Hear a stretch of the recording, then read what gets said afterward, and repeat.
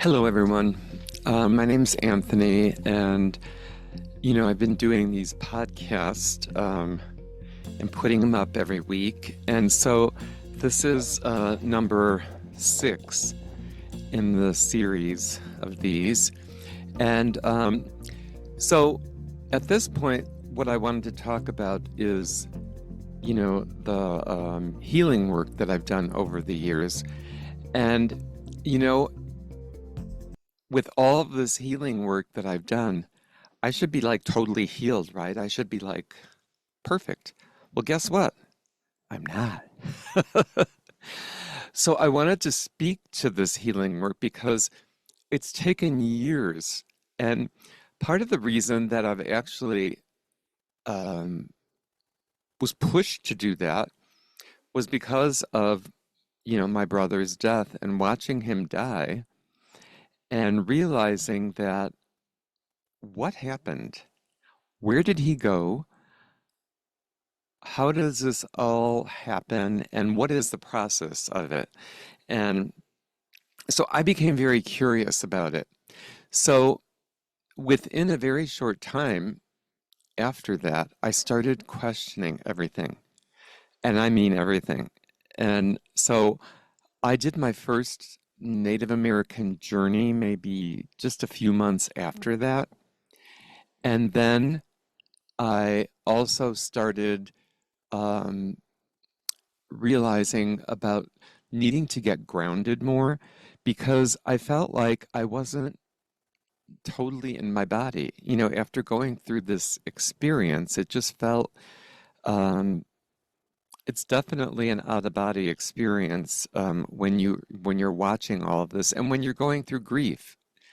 So so what I've learned for me is that the process of listening to the drum or the rattle, you know, um, listening to the drum. I have a buffalo drum here, but listening to the drum or the rattle is about going into an altered state or what they call the alpha state. So that's what it's about. And that's what the Native Americans did, do, and still do all the different types of shamans that we have. And I use bells, I use all kinds of things to sound breakers. I call it sound breakers.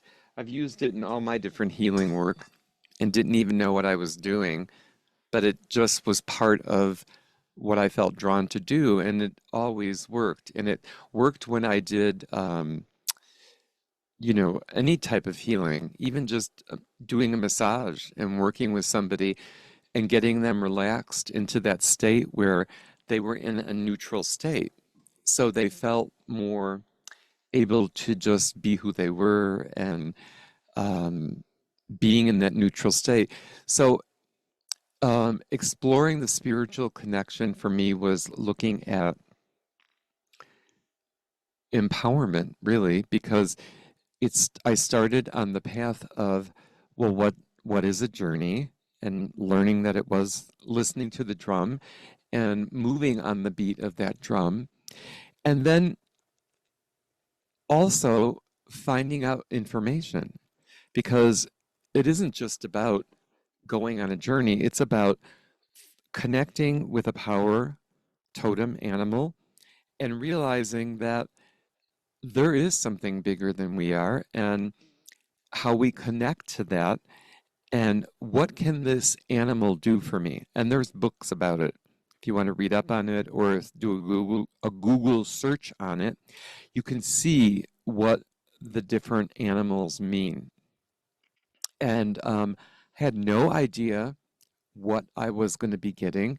And it was a little, I was a little nervous the first time I went to the drumming circle, but afraid I wasn't going to journey or wasn't going to be able to do whatever it is that you're supposed to do in this, right? So what I learned is that I did journey, I did have this spiritual experience, and I did feel the connection of an animal, which for me at the time was a lion, which was really quite amazing because I had no idea I was going to get that animal, but it was all about, that animal and giving me what I need. And the lion is about courage and moving through things and not being afraid of anything. So it was exactly the kind of animal I needed. And, we also did dancing of our animal. And because that's the other thing that an animal does is it helps you when you dance it, or if you go to a powwow, you'll see them dancing in different ways. And so in that way, we learn about the connection to that animal and the divination process. And usually, what happens also when you're doing a journey for your power animal, well, for me, that's how it happens anyway. And also, if I'm doing a journey for somebody else, that I'll see images of that animal. I'll see the animal in three different ways, which kind of confirms it for me that that is the right animal or the right information is coming through. So that's another way that the information comes through for me. And when I'm doing this type of spiritual guidance, and and even that for me has gone through transformation. The lion has um, trans transitioned into a buffalo, and the buffalo transitioned into the elephant. And I even used to ask, like, what does that mean? Why am I getting an elephant? This is not a Native American animal. And people told me, well, that sounds like you're doing African shamanism. So, and so you must have some ties to that if you're doing that. And and I think I did have a spirit teacher, a Black African spirit teacher at one point, and that's how I was getting a lot of information. And what I loved about the elephant really was that, in Native American culture, um, what what they did is if they were doing a healing on somebody, well, basically, if it was a physical illness or even a spiritual illness, or some type of evil spirit that they felt was in their body, and if the shaman saw that, then they would go and try to suck it out of their heart, um, third eye chakra, heart, um, and crown, and um, and to also close them up and heal them, and bring them the information that they needed forward in order to heal. So, and I thought it is interesting because my relatives are from Italy, Sicily, Italy, and it's just a short distance from Africa. Um, so I don't really know the background or, of all of my relatives and how far it goes back and, how far they go back and where things might have gotten um, inherited from. But I also remember that my grandmother's mother was a midwife, and she used to actually deliver the babies in Italy, and it was very popular there. And then when they came to Chicago, um, she delivered the babies. She became very popular in the area they lived to deliver babies nearby. So I think it was very interesting that I come from this family that there are ties to medical, um, and that I'm somehow took after that and followed in that in some way. Well, again, what I was saying about the elephant is that so I would use the elephant to suck out the information or the bad energy or whatever was going on for that person if I was doing the journey for them. And then living in Chicago, I was near the lake all the time, so I was always letting the elephant go bring that to the lake, put it in there, and neutralize the energy, and then bring them back healing energy or bring them back whatever they needed. Ask the elephant to bring whatever information they needed. So that was what I call the empowered echoes of, you know, going into delving into the shadows of the healing experience. And yes, I had a lot of my issues with depression. They've been there for 40 years, I don't know, my whole life, really. And in some ways, I kept looking for the healing or what was going to help me heal from all of this. And what I realized is that each thing that I did help. The animal, the power animal did help me feel empowered and change some of the things that I did. Um, but it never really took it away. And I think that's one of the things that I thought, well, it does help. And after a while, maybe it will get better. But what I noticed is it wasn't that it got better. Maybe I got better at dealing with it.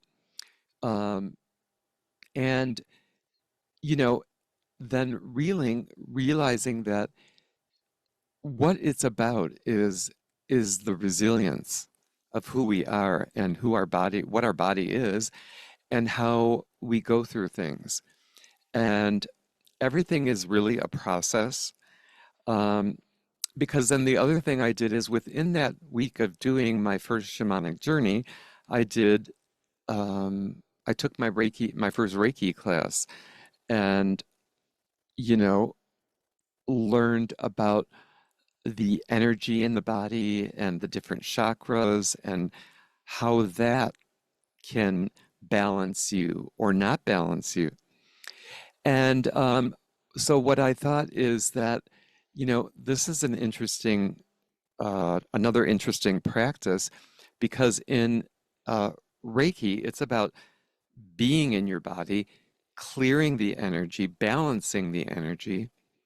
And in shamanic culture or Native American culture, it's about going out of your body, going and finding the information, and then coming back, taking the journey and then coming back. So these are different ways of finding information for a person that's looking for it to heal. And, you know, so what I realize is trying to learn all of these things I thought was going to also fix the fact that, yes, I grew up in this loud, obnoxious Italian family that, you know, it was a warm foundation and there was love there, but there was also a lot of um, craziness and anxiety provoking behaviors that were going on. But as I grew older and started to understand this through multiple therapists that, you know, um, yes, depression, you inherit it from your mother and father, and they both had it on both sides. It was very clear. They both had these issues, but they never really dealt with it. Um, they never dealt with the and how to approach the interweaving or to soothe the anxieties, harsh whispers. So, so what I've learned is through all of this is this to have some compassion and to understand that it's about really creating community, finding your community, and being able to share your story tell your story to other people and understand what's going on and find the hope that you need in whatever you learn. Because what I've also learned is that in going through all of these emotions, what you're learning to do is to transform your pain. You're basically learning to transform your emotional pain by confronting it and seeing it for what it is. And yes, my family was a very vibrant Italian family with profound connections that I've made, that I understood over the years, and realizing that uncovering the emotional pain and finding these new pathways to heal for me, um, it helped me to delve into these roots and to weaving in the personal stories and professional insights over the years that how they reshape our responses and how they help us in navigating and transforming our emotional pain and growth into empowerment. So that's, what I have to say about that. So I think that, if you found any of the stuff that I say interesting, please subscribe. Um, you can comment and let me know what, you're feeling or what's going on. And one of the other things I did as part of my own healing after my brother died and watching him and like as I was exploring the world of death and what happened, um, I started to take many different classes. One was on death and dying. One I actually took at uh, Healing Touch and working with people that are dying. And this was at a place in Virginia, Headwaters, Virginia, with a well-known writer who's long since gone, Elizabeth Kubler-Ross. A lot of people know her for her writing and a famous doctor that she was. She had a retreat center there where she had llamas and animals on this farm. And she also was well known for working with um, babies with AIDS. And a lot of people in the area there were not educated in what she was doing and thought she was going to contaminate the water supply. So they were like shooting at the place. Basically, one of the places I stayed in had bullet holes in the windows. And I'm like, what the hell? I mean, it was like, this was kind of crazy. But she was also a wonderful person. She cooked for us, and it was a small group of people, but it was nice to get to know her on a personal level, professional level, and to see how she was just like anybody else. And actually, she was a heavy smoker. She was constantly lighting up cigarettes the whole time, which I never would have expected out of her. But you don't know these things until you see somebody. And what I also learned is that none of us are perfect.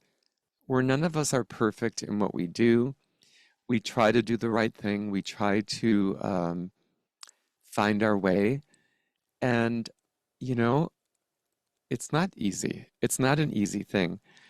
But in time, we also learn new emotional behavior modification tricks. We also learn other ways of meditating, breathing. And for me, as I've talked about, I've gone through a few times of the transcranial magnetic stimulation, which is called TMS. And you go through 36 of these treatments. And it really does help speed up your neurotransmission and keep everything going um, to not so you're not in that such a depressive state. So there are things we can do Are they the fix? Are they the perfect? No. Will they last? Maybe. Will you have to do them again? Possibly. And I don't like any of those um, ideas either, any more than anybody else does. But I also understand that all things need attention. And so if whether we're diabetic, whether we have heart disease, whether we get migraines, or whatever the story is, we have to do something about it. Whether we're in pain, we have to do something about it. And, sometimes we're not good at taking care of ourselves. I'm known for it myself. I'm good at taking care of other people, not so good at listening to my own emotional pain or physical pain sometimes. I've been told I have a high pain tolerance. And I'm not sure that that's actually good because it lets you go to the edge sometimes of where you shouldn't have to. But, you know, listening to Dr. Amen, a lot of what he says is that, you know, we do inherit the genetics from our ancestors. Um, Not everything we inherit is terrible. Um, I mean, some of the things that I inherited, like wanting to eat good Italian food, is one of the things I like about how I was raised. Some of the other stuff, the yelling, the anger, the pain, not so much. But like I said, I've learned to deal with it, going to 12-step programs, going to Emotions Anonymous, going to therapy. And, you know, if there are problems in our life, there's also solutions. And sometimes we just have to find the solution that works for us. So, anyway, thank you for listening and namaste. And I hope that you got something out of what I said. If you did, leave a comment. If you didn't, leave a comment and share it with somebody who might learn from it or need it. So, I'm going to be talking in the next few podcasts about some deeper information that I've actually gone through in the past 5 years, 6 years.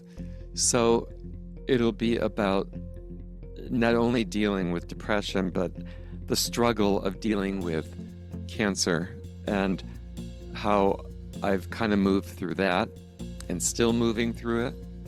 So everything in life is an ongoing trip as we start to understand.